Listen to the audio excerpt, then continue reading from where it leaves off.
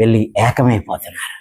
అప్పుడు తండ్రి నీవు నేను ఏకమై ఉన్న రీతిగా అనగా ఈ పిల్లలు ఆత్మ ద్వారా ఏకమైపోతున్నారు. అందుకనే ఎవడైతే యేసుక్రీస్తు ఆత్మ లేనివాడు వాడు నా వాడు కాదంటే, అప్పుడు ఆత్మ ఉన్నవాడు వాడు నా వాడు నేను తండ్రి ఎలా ఏకమో ఈ పిల్లలు కూడా ఏకమై ఉన్నారు, మమేకమై ఉన్నారు. ఇక మహిమే ఉంటుంది తప్ప పాపం ఉండదు, ఇక చీకటి ఉండదు.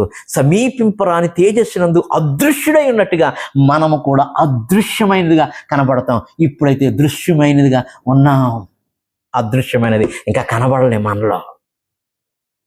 ఆ అదృశ్యమైన దాన్ని చూశారంటే ఈ భక్తులు విశ్వాసం ద్వారా నేను ఇలా కాబోతున్నానని అబ్రహాం మోషే నేను ఇలా కాబోతున్నానని చూశాడు. కాబట్టి ఐగుప్తుల ధనము కంటే క్రీస్తు విషయమైన నింద గొప్ప భాగ్యమని విశ్వాసమును బట్టి ఎంచుకున్నాడు.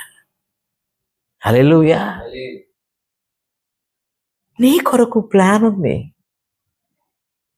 ఆ ప్లాన్ కనబడకుండా అవిశ్వాసం అనే సాతాను పనిచేస్తున్నాడు, అపనమ్మకం అనే సాతాను పనిచేస్తున్నాడు.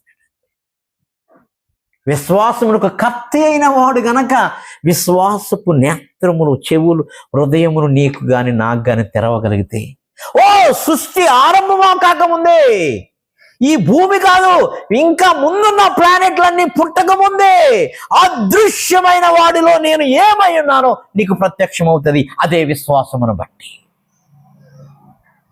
అప్పుడు నీ పిలుపేంటో నీ పరుగేంటో మరీ నిశ్చయముగా దృఢముగా నువ్వు తెలుసుకోగలుగుతావు. అబ్రహాము వచ్చినప్పుడు ఒంటరిగా వచ్చినాడు, ముగ్గురితో బయలుదేరాడు. కానీ ఇసుక రేణువులు వలే అనే పదాన్ని పరిశుద్ధాత్మ దేవుడు రాయిస్తున్నాడు. నీ సంతానం అలా అవుతుందని. ఇక్కడ కూర్చున్నప్పుడు మనం ముగ్గురుగా ఉండొచ్చు, అది 30 మందిగా మారచ్చు.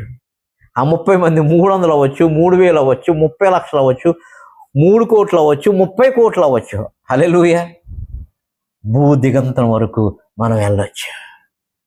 అబ్రహాముకి ఏ విశ్వాసం బట్టి భూదిగంతం వరకు ఇస్కరేణువులని వాగ్దానం ఉందో మనకు కూడా అదే వాగ్దానం నిలిచి ఉంది. ఇస్కరేణువుల వలె ఆత్మను మనకిస్తాడు. విశ్వాసం, అవిశ్వాసం అయ్యో లేరు జనం.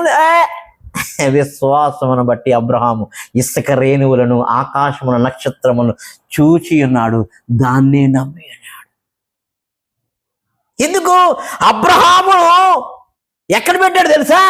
ఒక ఇసుక దేశంలో పెట్టాడు. కువైత్ అనే ప్రాంతం దగ్గర ఉంటుంది, ఉర్ అనే ప్రాంతం, సముద్రానికి ఆనుకుని ఉంటుంది.